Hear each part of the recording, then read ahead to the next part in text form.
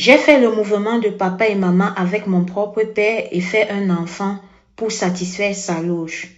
Mon père est quelqu'un qui est extrêmement riche et c'est un homme très puissant de mon pays.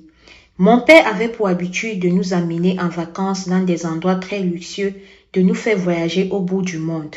Il nous donnait un train de vie qui laissait à désirer. Il nous donnait un train de vie que, vu de l'extérieur, ça faisait rêver tout le monde. Sans savoir que ce qu'on vivait de l'intérieur, je vous assure, même avec tout cet argent-là, il y a certaines personnes qui ne voudront pas être à notre place. J'étais la dernière de notre fratrie et à cette période-là, avant que ce qui ne va arriver là n'arrive, j'étais toute naïve. Pour moi, je me disais que papa, voilà, il avait mérité pour avoir tout ce qu'il avait. Il était quelqu'un qui travaillait dur et en conséquent, il devait avoir cela. C'est ainsi que j'ai continué à vivre ma vie, sauf que du jour au lendemain, un jour je reste, papa m'appelle dans son bureau. J'y vais, il était là-bas tout seul. Je l'ai trouvé un peu avec un air abattu.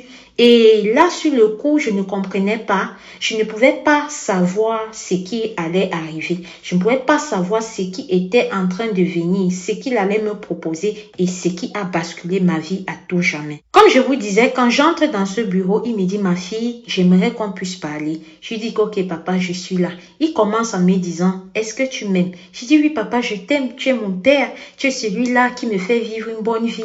Tu es celui-là vraiment qui est éloigné de nous, la pauvreté et tout. Il me dit, d'accord, ma fille. Donc, ça veut dire que tu aimes le rythme de vie, l'opulence dans laquelle nous sommes et tout. Et toujours que oui, papa, j'adore. C'est ainsi qu'il poursuit, il me dit, tu sais, ma fille, il y a certaines choses dans la vie qui n'arrivent pas comme ça. Il y a certaines choses dans la vie qu'on peut avoir, mais ce n'est pas toujours de manière normale. Il y a certaines décisions dont on pose que parfois on n'avait pas le choix. Même si c'est que plus tard on regrette, mais on ne peut plus faire marche arrière. Du moins, on ne peut plus le faire parce que soit il y a déjà certaines conséquences qui sont là et certaines séquelles que même si c'est que tu arrêtes, ça sera déjà là. Et par moment, tu te dis juste que tu devrais continuer. Je demande à mon père que, mais papa, pourquoi est-ce que tu me sors tout cela? Qu'est-ce qui ne va pas? Je te vois, tu as un air abattu, tu ne te portes pas bien. Qu'est-ce qui ne va pas? C'est là où mon père me fait comprendre que ma fille, je vais t'avouer aujourd'hui que je suis dans une loge. Et sache que tous les voyages, toute la richesse que nous avons vient de là. Je suis restée, imaginez le choc.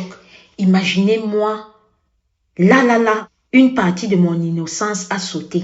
Je lui dis que, mais papa, qu'est-ce que tu dis? C'est là où il m'explique que, ok, pour pouvoir avoir cet argent, il y a des choses que je fais. Avec ta soeur, j'ai fait ceci. Avec tes deux frères, j'ai fait cela. C'est là où j'ai constaté que, par le passé, mes frères et mes soeurs, ils étaient plus ouverts. Mais avec le temps, il devenait renfermé. C'est là où je comprends. Je lui dis que, mais papa, pourquoi est-ce que tu m'expliques tout ça? En quoi est-ce que ça me concerne? Mais que oui, je te dis ça parce qu'aujourd'hui est venu ton tour.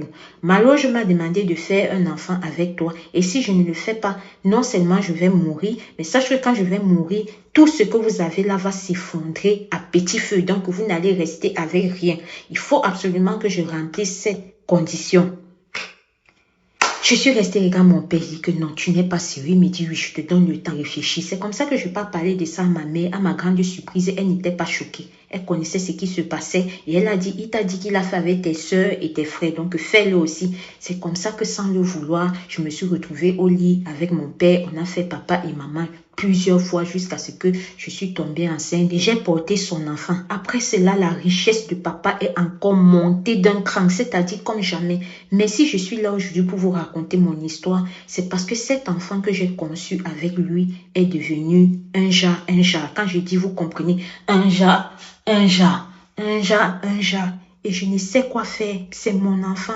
Malgré que je l'ai fait avec mon père, je ne me sens pas bien. Il n'y a pas un jour que je reste sans pleurer et je me dis que peut-être l'argent que papa a eu après tout cela, c'est la destinée de mon enfant que j'ai vendu. C'est tout, ces bénédictions, une vie normale que j'ai vendue et je n'arrive plus à supporter cela. S'il vous plaît, j'ai confié mon histoire ici, là, à Madame Alicia Lotus sur sa page parce que j'ai besoin de votre solution. Écrivez en commentaire tout ce qui pourra m'aider. Je vous assure, je lirai tous vos commentaires. Merci.